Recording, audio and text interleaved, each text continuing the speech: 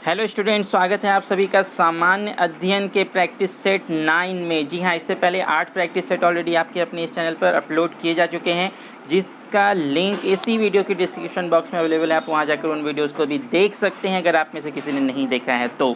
और आज के इस वीडियो में हम लोग सेट 9 प्रैक्टिस सेट 9 को देखेंगे और इस तरह के बहुत सारे सेट्स आपको अपने इस चैनल पर अपलोड किए जाते रहते हैं। तो अगर आपने चैनल को सब्सक्राइब नहीं किया तो चैनल को सब्सक्राइब कर दें, क्योंकि ये सारे वन लाइनर्स क्वेश्चन जो अक्सर MCQ के फॉर्म में आपको आपकी प्रतियोगी परीक्षाओं में देखने को मिलते हैं। और अगर खासकर बात की जाए बिहार में होने वाली प्रतियोगी परीक्षा, चाहे वो BSSC कंडक्ट करा रही हो या फिर BPSC कंडक्ट करा रही हो, तो उसके लिए ये ऑनलाइनर्स और भी ज़्यादा महत्व रखते हैं। जी हाँ, इनमें से बहुत सारे क्वेश्चंस ऑलरेडी पूछे जा चुके हैं BSSC और BPSC द्वारा, और ख़ासकर SSC द्वारा भी पूछे जा चुके हैं। सारे क्वेश्चंस बहुत ही इंपॉर्टेंट हैं, तो आप इस वीडियो को स्किप करने की गलती ना करें, शुरू से आखिर तक ज़रूर देखें, बार बार देखें, ताकि देखते ही देखते आपको ये सारे पॉइंट्स याद हो जाएं। इनसे बहुत सारे क्वेश्चंस बनते हैं स्टूडेंट्स। तो चलिए शुरू करते हैं स्टूडेंट्स। आज का ये पहला वन लाइनर आप देख सकते हैं ऑन द स्क्रीन कि राज्यसभा के सदस्यों का चुनाव। जी हाँ, राज्यसभा के सदस्यों का चुनाव कौन करता है?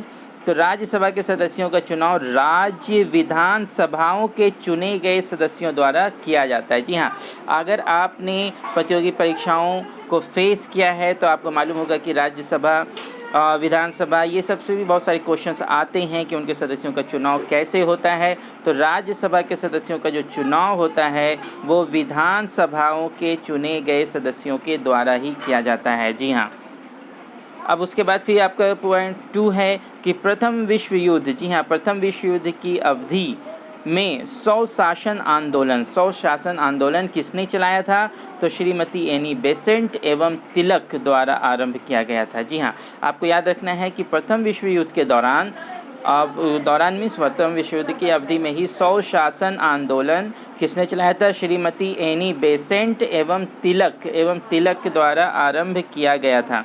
उसके बाद फिर आपका क्वेश्चन होता है टीक एवं शाल को उष्णकटिबंधीय आर्द्र पतझड़ी के रूप में जाना जाता है। जी हाँ, आर्द्र पतझड़ी के रूप में जाना जाता है। किसको? टीक एवं शाल को उष्णकटिबंधीय आर्द्र पतझड़ी के रूप में जाना जाता है। ये दोनों टीक और शाल जो आपकी लकड़ी की किस्में हैं, पेड़ की किस्में हैं, उसको किस कैटेगरी में जाना जाता है, किस रूप में जाना जाता है? तो उष्णकटिबंधीय आर्द्र पतझड़ी के रूप में जाना जाता है। जियोग्राफी से एक क्वेश्चन है और ये भी क्वेश्चन आया हुआ क्वेश्चन स्टूडेंट, बहुत ही इंपॉर्टेंट है, आप इसे ज़रूर देखें। और वीडियो पसंद आ रहा है और ऑफ कोर्स पसंद आएगा, वीडियो को लाइक भी कर दें, शेयर भी कर दें और चैनल को सब्सक्राइब करना ना भूलें। फिर आपका है कि गांधी जी ने CF एंड्रूज को दीन बंधु की उपाधि प्रदान की थी। VBI क्वेश्चन, दीन बंधु की उपाधि किसे प्रदान की गई और किसके द्वारा प्रदान की गई? ये आपने देखा कि इस वन लाइनर में इस दोनों क्वेश्चन का आंसर है कि दीन बंधु की उपाधि या दीन बंधु के नाम से कौन जाने जाते थे, दीन बंधु की उपाधि किसे दी गई, किसके द्वारा दी गई, ये सारा आंसर आपको इसी वन लाइनर में मिल गया। किसने दी थी? गांधी जी ने दी थी। किसको दी थी? CF एंड्रूज को दी थी। जी हाँ, CF एंड्रूज को दी थी। तो आपने देखा कि एक ही वन लाइनर में 3 आंसर आपका यहाँ पर देखने को मिल रहा है, और इन्हीं सब से MCQ बनाकर अक्सर प्रतियोगी परीक्षाओं में पूछे जाते हैं। उसके बाद आपका क्वेश्चन 1919 में जलियांवाला बाग हत्याकांड के विरोध में रविंद्रनाथ टैगोर ने नाइटहुड की उपाधि लौटा दी थी। जी हाँ, यहाँ तो आपने देखा, इससे आपको मालूम हुआ कि जलियांवाला बाग हत्याकांड कब हुआ था? तो 1919 ईस्वी में हुआ था। नाइटहुड की उपाधि किसे मिली हुई थी? रविंद्रनाथ टैगोर को मिली हुई थी। और इसी जलियांवाला बाग हत्याकांड के बाद, जलियांवाला बाग मैसेकर के बाद रविंद्रनाथ टैगोर ने नाइटहुड की उपाधि गवर्नमेंट को क्या की, सरकार को क्या की, लौटा दी थी, क्योंकि ये बहुत निराश हुए थे, बहुत हताश हुए थे इस कांड के बाद। उसके बाद फिर आपका जो वन लाइनर है बहुत इंपॉर्टेंट, रेफ्रिजरेटर में कौन सा गैस प्रयोग किया जाता है? तो आप देखिए रेफ्रिजरेटर में कौन सा गैस होता है? फ्रेऑन गैस होता है। जी हाँ, फ्रेऑन एज रेफ्रिजरेंट कौन सा गैस यूज़ किया जाता है? फ्रेऑन गैस यूज़ किया जाता है। ये भी क्वेश्चन कई बार आ चुका है, SSC BSSC द्वारा, BPSC द्वारा ये क्वेश्चन आ चुका है, पूछे जा चुके हैं। बहुत ही इंपॉर्टेंट वन लाइनर्स आपके लिए आपके अपने इस चैनल पर अपलोड किए जाते रहते हैं, तो इसे बार बार देखें स्टूडेंट्स, और चैनल को सब्सक्राइब भी कर दें, वीडियो को लाइक भी कर दें। ये सारे क्वेश्चंस आपके लिए, सारे वन लाइनर्स बहुत ही इंपॉर्टेंट होने जा रहे हैं और ये ज़रूर आपकी सफलता में बहुत बड़ा रोल प्ले करेंगे। उसके बाद है फिर आपका कि चाबी वाली घड़ी के कमानी में कौन सी ऊर्जा होती है, तो स्थितिज ऊर्जा होती है। जी हाँ, चाबी वाली घड़ी आप देख लें वन लाइनर किस तरह लिखा हुआ, चाबी वाली घड़ी के कमानी में ऊर्जा स्थितिज ऊर्जा के रूप में संचित रहती है। संचित रहती है मतलब वहाँ पे जमा रहती है, स्टोर रहती है।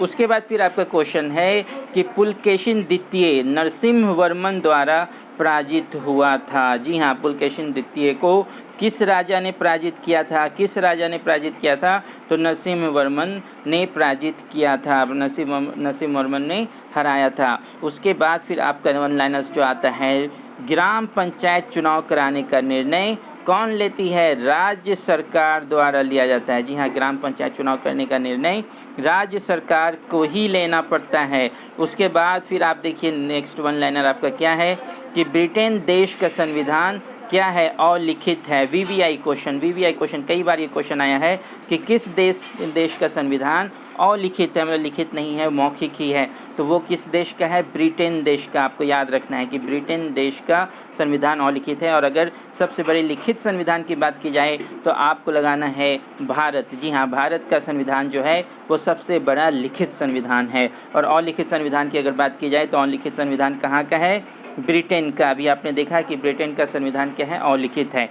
बहुत ही इम्पॉर्टेंट फैक्ट है और कई बार ये क्वेश्चन आ चुका है। उसके बाद फिर आपका आता है नासिक गोदावरी नदी के किनारे स्थित है। इस तरह के क्वेश्चन भी अक्सर आने को मिलते हैं। इससे पहले भी प्रैक्टिस सेट में मैंने आपको बताया था कि इस तरह के क्वेश्चंस अक्सर आते हैं, और ख़ासकर जब बिहार में होने वाली प्रतियोगी परीक्षाओं की बात की जाए तो कौन सा शहर किस नदी के किनारे बसा हुआ है, इस तरह के क्वेश्चन एक दो मिल ही जाते हैं। तो नासिक के बारे में, नासिक एक मशहूर शहर है, तो इसके बारे में आप जानिए कि नासिक किस नदी के किनारे बसा हुआ है, गोदावरी नदी के किनारे स्थित है। जी हाँ, उसके बाद फिर आपका क्वेश्चन आता है देव समाज के संस्थापक कौन थे, तो देव समाज के संस्थापक श्री धरालू नायडू थे। ये भी आपको याद रखना है। समाज के संस्थापकों के बारे में भी अक्सर क्वेश्चन बिहार में पूछे जाते हैं।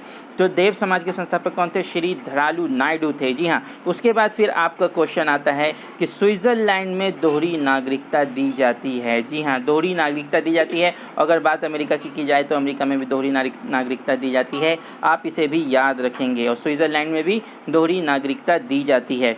फिर आपका क्वेश्चन आता है वन लाइनर्स बहुत इंपॉर्टेंट, रहीम अकबर के दरबार के प्रसिद्ध कवि थे। जी हाँ, रहीम अब्दुल रहीम खाना इनका पूरा नाम हुआ। ये किस बादशाह के दरबार में थे, तो अकबर के दरबार में ये एक प्रसिद्ध कवि थे और नवरत्नों में से भी थे, ये भी आप याद रखेंगे। उसके बाद फिर आपका वन लाइनर जो आता है वो क्या है, मॉन्टेग्यू चेम्सफोर्ड सुधार कब आया था, 1919 ईस्वी में हुआ था। जी हाँ, और 1919 ईस्वी में ही जलियांवाला बाग हत्याकांड हुआ, जिसके बाद रविंद्रनाथ टैगोर ने नाइटहुड की उपाधि लौटा दी। तो ये आपने देखा अभी इसी वीडियो में मैंने आपको बताया वन लाइन नाइटहुड उपाधि लौटाने के विषय में। आपने देखा 1919 ईस्वी में, यहाँ आप देख सकते हैं कि 1919 ईस्वी में जलियांवाला बाग हत्याकांड के विरोध में रविंद्रनाथ टैगोर ने नाइटहुड की उपाधि लौटा दिया था। जो भी लिखा हुआ है आपको बस उसको देखना है कि उन्होंने लौटा दी थी। और फिर यहाँ पे 1919 ईस्वी में ही ये क्या हुआ था, मॉन्टेग्यू चेम्सफोर्ड सुधार हुआ था, और 1919 ईस्वी में ही जलियांवाला बाग हत्याकांड भी हुआ। 1919 ईस्वी में ही वो काला कानून भी आया, जिसे रॉलेट एक्ट के नाम से जानते हैं। आपने अगर पढ़ा है तो आप इन सब बातों को रिलेट कर पा रहे होंगे। तो ये देखा स्टूडेंट्स आपने, ये सारे वन लाइनर्स बहुत ही ज़्यादा महत्व रखते हैं आपकी आने वाली प्रतियोगी परीक्षाओं के लिए। और ख़ासकर अगर बिहार में होने वाली प्रतियोगी परीक्षाओं की बात की जाए, बीपीएससी और बीएसएससी द्वारा जो कंडक्ट की जाने वाली परीक्षाओं की बात की जाए, तो ये वन लाइनर्स बहुत ही ज़्यादा महत्व रखते हैं, क्योंकि इन्हीं से क्वेश्चंस बनाए जाते हैं और पूछे जाते हैं। तो चलिए स्टूडेंट्स, आज के इस वीडियो में बस इतना ही। वीडियो को लाइक कर दें, शेयर कर दें, चैनल को सब्सक्राइब कर दें। तो फिर मिलेंगे नए वीडियो में एक नए सेट के साथ। तब तक के लिए धन्यवाद।